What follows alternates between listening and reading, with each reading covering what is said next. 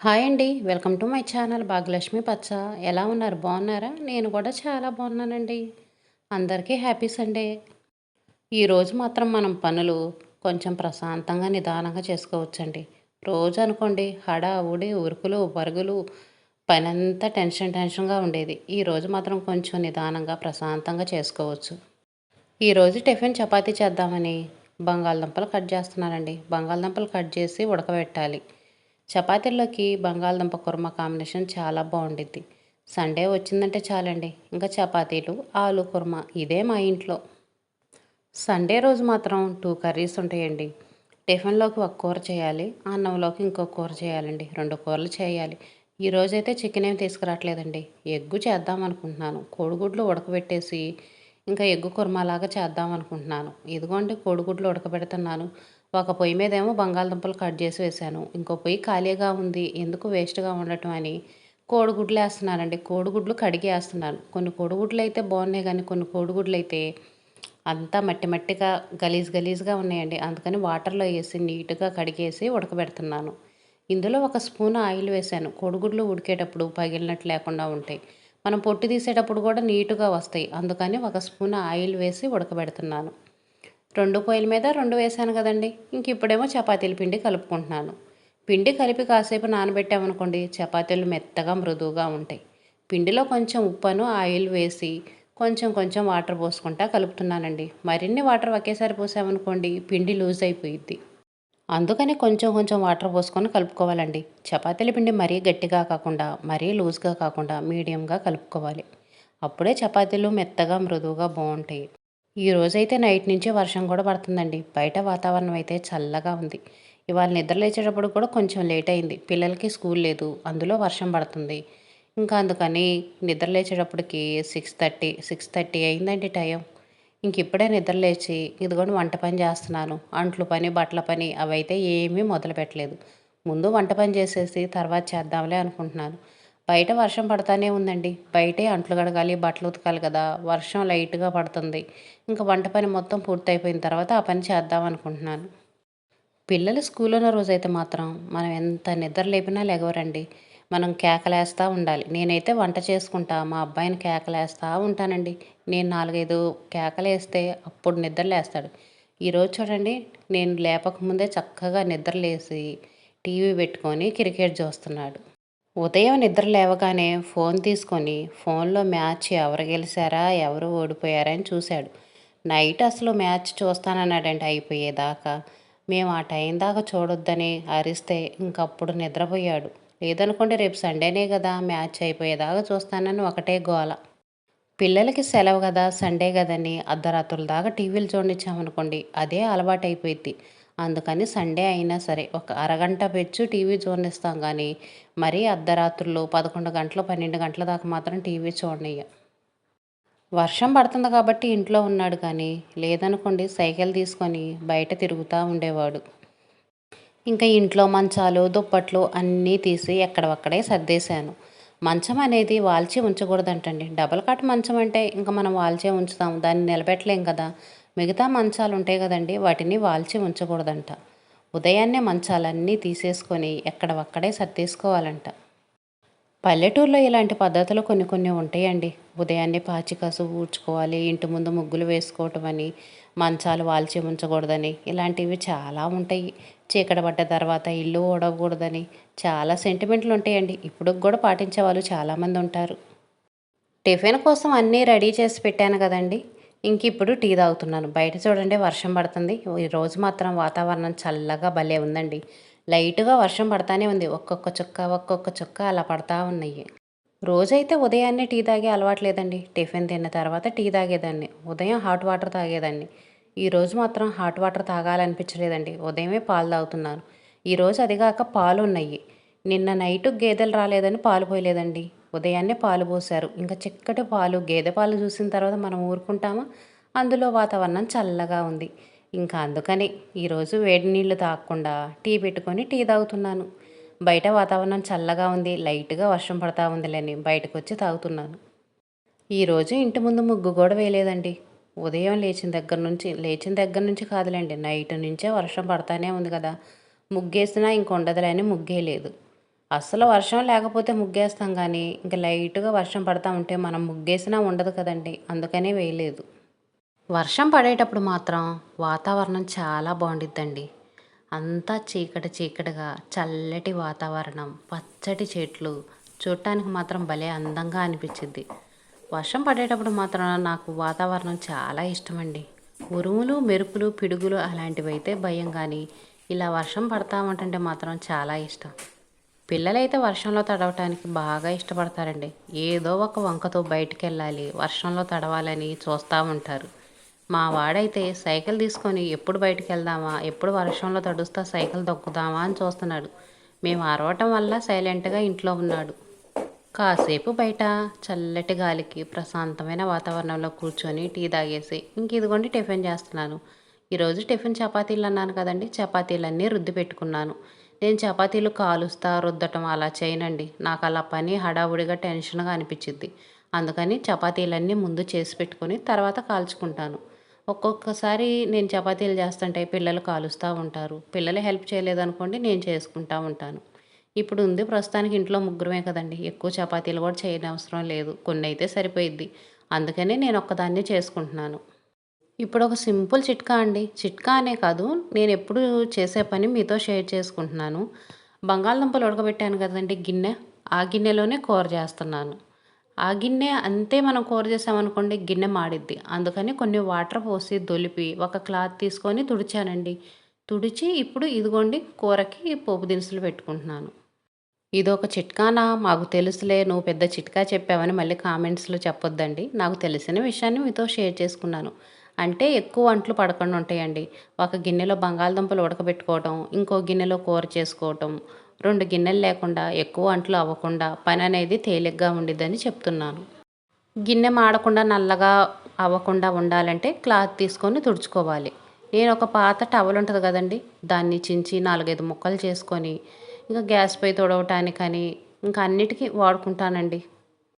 ఉల్లిపాయలు వేగేదాకా ఖాళీగా ఉండటం ఎందుకులని ఇదిగోండి కరివేపాకు అంతా దూసి బాక్స్లో పోసుకుంటున్నాను. మొన్న ఊరు నుంచి వచ్చేటప్పుడు తెచ్చుకున్నానండి కరివేపాకు. అంతే ఉంది, కాకపోతే నాకు వాడుకోవడానికి బాక్స్లో కరివేపాకు ఉందిలేండి, అది అయిపోయిన తర్వాత వేసుకుందాంలని అలాగే ఉంచాను. ఇప్పుడు వాడుకునే కరివేపాకు అయిపోయింది. మళ్ళీ ఇదిగోండి ఇది దూసి బాక్స్లో పెట్టుకుంటున్నాను. పేపర్ వేసి పెట్టుకుంటా కదండి, ఎన్ని రోజులైనా ఫ్రెష్గా ఉండిద్ది. మనకు చెట్టు ఉంటే రోజు చెట్టు తెచ్చుకొని వాడుకోవచ్చు. చెట్టు లేనప్పుడు రోజు వేరే వాళ్ళ చెట్టుకి వెళ్ళాలంటే వెళ్ళం కదా. అందుకని ఇదిగోండి దూసి బాక్స్లో పోసి పెట్టుకుంటున్నా. ఒక గ్లాస్లో కానీ గిన్నెలో కానీ వాటర్ పోసి ఈ కరివేపాకు మండలు అందులో వేసి ఉంచుకున్నా కూడా ఫ్రెష్గా ఉంటాయి అంటండి. కాకపోతే ఈ గ్యాస్ గట్టే చిన్నది, అవన్నీ పెట్టుకోవాలంటే ప్లేస్ ఉండదండి. అందుకని నేను ఇలా ఫ్రిడ్జ్లో పెట్టుకుంటాను. కూరని ఇంకా పక్కన పొయ్యి మీద పెట్టేసి ఇంకా ఒక పొయ్యి మీద చపాతీలు కాల్చుకుందాం. కుర్మాలోకి ఎక్కువ మసాలా ఏమి వేయట్లేదండి. 2 లవంగాలు, కొంచెం దాచిన చెక్క వేసి ఇదిగోండి కొంచెం లైట్గా దంచేస్తున్నాను. ఇంట్లో అయితే ప్రస్తుతానికి ఎటువంటి మసాలా పొడులు లేవండి. ఎక్కువ మసాలా కూడా నేను వాడను. అందుకనే ఇంకెప్పటికప్పుడు ఇలా చేసుకుందాంలే అని ఇదిగోండి చిన్న రోల్ ఒకటి ఉంటే దాంట్లో దంచుకుంటున్నాను. అవి దంచిన తర్వాత వెల్లుల్లి రెబ్బలు వేసుకొని దంచుతున్నానండి. అన్నీ వెల్లుల్లి రెబ్బలు మరిన్ని వేసామనుకోండి దంచడానికి వీలుండదు. అందుకనే 2, 2 వేసుకొని దంచుతున్నానండి. ఎక్కువ కూడా వేయలేదులేండి, 4, 5 రెబ్బలు వేసాను. ఇంక ఇదేనండి కుర్మా మసాలా. అల్లం కూడా లేదు ఇంట్లో, ఉన్న వాటితోనే అడ్జస్ట్ అవుతానండి.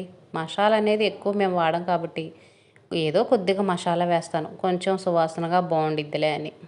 ఒకవైపు చపాతీలు కాల్చుకుంటా ఒకవైపు మసాలా దంచుకుంటున్నాను. చపాతీలు కూడా గ్యాస్ మరీ హై ఫ్లేమ్లో కాకుండా మరీ సిమ్లో కాకుండా మీడియంలో పెట్టుకొని కాల్చుకోవాలండి. మరీ హైలో పెట్టామనుకోండి పైన మొత్తం నల్లగా అయిపోయి లోపల కొంచెం పచ్చిగా అనిపించిద్ది. సిమ్లో పెట్టుకున్నాం అనుకోండి చపాతీలు గట్టిగా అయిపోతాయి. అందుకని మీడియం ఫ్లేమ్లో పెట్టుకొని కాల్చుకుంటాను. ఆయిల్ కూడా చాలా తక్కువే వేస్తానండి, ఒక అర స్పూన్ ఆయిల్ వేస్తాను, ఎక్కువ ఆయిల్ అనేది వేయను. టిఫిన్ పని బయటకు అయిపోయిందండి. చపాతీలు చేసి పక్కన పెట్టేశాను, కుర్మా చేసి పక్కన పెట్టేశాను. ఇంక ఇంట్లో వాళ్ళు బ్రష్ చేసుకొని వచ్చి వాళ్ళు తింటారు. ఇంకా నా పని నేను చేసుకుంటున్నానండి.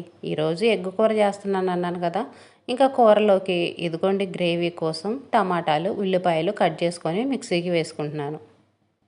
టమాటాలు చాలా రేట్ ఎక్కువగా ఉన్నాయి కదండి, అందుకని 3 టమాటాలు తీసుకున్నాను. అవి కూడా చిన్న చిన్న టమాటాలేలండి. 3 టమాటాలు 3 ఉల్లిపాయలు తీసుకొని ఇలా ముక్కలుగా కట్ చేసుకొని మిక్సీ జార్లో వేసుకుంటున్నాను. వీటిని పేస్ట్ లాగా మిక్సీ పట్టుకోవాలండి. నేనైతే ఇంకా టిఫిన్ తినలేదు. ఉదయాన్నే టీ తాగాం కదండి, కొంచెం లేటుగా టిఫిన్ తిందాంలే, ముందు ఈ పనులన్నీ చేసి పెట్టుకుందాంలే అని ముందు ఈ పనులు చేసుకుంటున్నాను.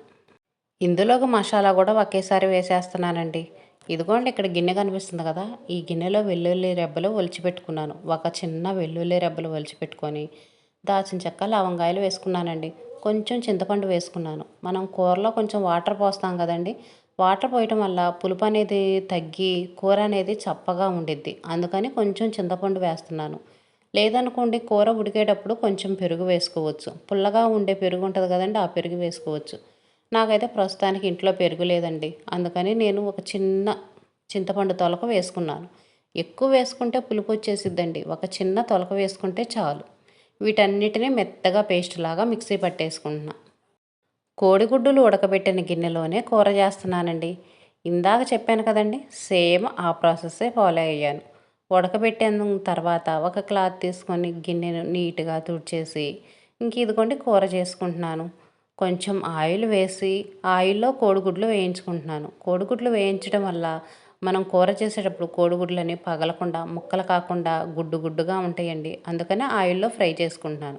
అదిగోండి ఫ్రై చేసి పక్కన పెట్టేసుకున్నాను. ఇప్పుడు మిక్సీకి వేసుకున్నాను కదండి పేస్ట్, ఆ పేస్ట్ను వేయించుకుంటున్నాను.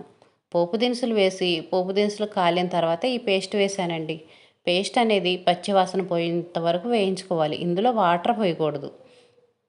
ఈ కూరకు సరిపడా ఉప్పు, పసుపు, కారం వేసుకుంటున్నాను. ఇంకా మసాలా ముందే వేసాను కదండి, ఇంకే మసాలా వేయట్లేదండి. ధనియాల పొడి కానీ గరం మసాలా కానీ ఇంకేమీ వేయట్లేదు. ఇందాక చూపించాను కదా, ఆ మసాలా వాటికే వేస్తున్నాను. మేమైతే ఎక్కువ మసాలాలు తినమండి, చాలా తక్కువ మసాలాలు తింటాము. వీలైనంత వరకు చాలా తక్కువ మసాలా వేస్తాను. అస్సలు వేయకపోతే కూర అనేది టేస్ట్ బాగుండదు కదా, అందుకని ఏదో లైట్గా వేస్తుంటాను. ఇవన్నీ పచ్చి వాసన పోయేంత వరకు మూత పెట్టి వేయించుకోవాలండి. మూత తీసి అలాగే ఉంచామనుకోండి, ఆ టమాటా పేస్ట్ అంతా చిందులు చిందులుగా పొయ్యి నిండా, అదిగోండి పక్కన నేను గ్యాస్ పైకి అడ్డం పెట్టాను కదండి అట్ట, ఆ అట్ట మీద అన్నిటి మీద పడతా ఉండిద్ది. అందుకని మూత పెట్టి వేయించుకోవాలి. ఇంకా పచ్చివాసన పోయిన తర్వాత వాటర్ వేసి ఉడకనిచ్చానండి. ఇదిగోండి నా కర్రీ రెడీ అయిపోయింది. గ్రేవీ కూడా చాలా ఎక్కువగా ఉంది కదండి, చపాతీల్లోకి కూడా తినొచ్చండి. ముందే ఈ కూర చేసి పెట్టుకున్నట్టయితే చపాతీల్లోకి బంగాళదుంప కూర్మ చేసే పని లేకుండా ఉండేది. అంత ఐడియా రాలా నాకు. చపాతీల్లోకైనా, అన్నంలోకైనా, బిర్యానీలోకైనా చక్కగా తినేయొచ్చండి. టేస్ట్ మాత్రం చాలా బాగుండిద్ది. కొంచెం చింతపండు వేసాను కదండి, ఉప్పు, కారం, పులుపు అన్నీ కవర్ అవుతాయి. కూర చేయటం కూడా అయిపోయిందండి. ఇంక ఈ కూర పక్కన పెట్టేసి నేను టిఫిన్ తినేసి ఇంక ఇదిగోండి అంట్లు కడుగుతున్నాను. ఇప్పుడు కూడా లైట్గా వర్షం పడతానే ఉందండి, ఒక్కొక్క చుక్క ఒక్కొక్క చుక్క పడతా ఉంది. ఇక్కడ మాకు ఫుట్బాల్ ఉండిద్దండి ఇంటికి, ఆ ఫుట్బాల్ కింద కూర్చొని అంట్లు కడుగుతున్నా. అయినా కూడా ఒక్కొక్క చుక్క నా మీద పడతానే ఉండయి. వర్షం పడుతుందని కడగకుండా వీటిని ఇలాగే ఉంచాను అనుకోండి, సాయంత్రానికి చాలా అంట్లయితాయి. నైట్ అన్నం తిన్న అంట్లుండయా, ఉదయం టిఫిన్ తిన్న అంట్లున్నాయా, మళ్ళీ మధ్యాహ్నం అన్నం తిన్న అంట్లండి, ఎన్ని అంట్లు అవుతాయో. అందుకనే ఎప్పుడు పని అప్పుడు చేసుకోవాలని వర్షం అయినా సరే ఎప్పుడు అంట్లు అప్పుడు కడిగేస్తున్నాను. నైట్ అన్నం తిన్న అంట్లు, టిఫిన్ తిన్న అంట్లైనా కానీ చూడండి, అంట్లు కొంచెమే ఉన్నాయి. ఈ చిట్కాలు ఫాలో అయ్యి నేను అంట్లు అనేది చాలా తక్కువ అయ్యేటట్టు చూసుకుంటానండి. బంగాళదుంప కుర్మా చేసిన గిన్నె కూడా కడిగేస్తున్నాను. కోడిగుడ్డు కూర చేశాను కదండి, ఆ గిన్నె అయితే కడగట్లేదు, ఇంక దాన్ని అలాగే ఉంచేసాను. చపాతీలు కాల్చాను కదండి అట్ల పెనం, దాన్ని కూడా కడిగేస్తానండి. చపాతీలు చేయటం అయిపోయిన తర్వాత ఈ అట్ల పెనం కూడా కడిగేస్తాను. చపాతీలు చేసేటప్పుడు మనం గ్యాస్ హై ఫ్లేమ్లో పెడతాం కదా, ఇవి పెనం అనేది నల్లగా మాడిపోయిద్దండి. మాడిపోయి మళ్ళీ ఈసారి చపాతీలు చేసేటప్పుడు ఫస్ట్ 1-2 చపాతీలు నల్లగా వచ్చేస్తాయి. అందుకని చపాతీలు చేయటం అయిపోయిన తర్వాత నేను ఈ పెనాన్ని కూడా నీట్గా కడిగేస్తాను. కొంచెం ఆయిల్ రాసి పెట్టామనుకోండి, తుప్పు పట్టకుండా ఉండిద్ది. కడిగి దీన్ని మళ్ళీ వాడుకునేదాకా ఇంతే పెట్టేయకూడదండి, కొంచెం ఆయిల్ రాసి పెట్టుకోండి. తుప్పు అనేది లేకుండా నీట్గా ఉండిద్ది. ఏదోనండి, నాకు తెలిసిన కొన్ని విషయాలు మీతో షేర్ చేసుకుంటున్నాను. పెద్ద చిట్కాలేం కాదులండి. నువ్వు పెద్ద చిట్కాలు చెబుతున్నావు, నీకేం తెలుసు అనుకోవచ్చు. ఏదో నాకు తెలిసిన విషయాలు మీతో షేర్ చేసుకుంటున్నా. తెలియని వాళ్ళు కూడా కొంతమంది ఉంటారు కదండి. తెలిస్తే ఓకే, పర్వాలేదు. తెలియని వాళ్ళు తెలుసుకుంటారని చెప్తున్నాను. ఇంకా బట్టలు కూడా ఉన్నాయండి ఉతకాల్సినవి. అవిగో బట్టలు చూడండి, సరిపేసి నానబెట్టాను. అంట్లన్నీ కడిగిన తర్వాత ఈ బట్టలు ఉతికేసుకోవాలి. ఉతికేసుకొని ఇంకా వరండాలో గొంతుల్లో తీగలు ఉన్నాయి కదా, అక్కడ ఆరేస్తాను. రేపటికైనా ఆరిపోతాయి కదండి. అలాగే ఉంచాననుకోండి 2 రోజులు, 3 రోజులు బట్టలు ఉతకాల్సి వచ్చిద్ది. అన్ని రోజుల బట్టలు ఒక్కసారి ఉతకాలంటే మాత్రం నా వల్ల కాదండి. వర్షం అయినా సరే ఏ రోజు బట్టలు ఆ రోజు ఉతికేస్తాను. ఉతికి ఆరేసుకున్నామనుకోండి రేపొద్దుడికైనా, ఇంకా 2 రోజులకైనా ఆరిపోతాయండి. మనం రోజువారీ ఏసుకునే బట్టలే గదా! అంత వాసనేమి రావు. ఇదేనండి ఈరోజు వీడియో. వీడియో నచ్చితే ఒక చిన్న లైక్ ఇవ్వండి, సబ్స్క్రైబ్ చేసుకోండి, ఒక చిన్న కామెంట్ పెట్టండి.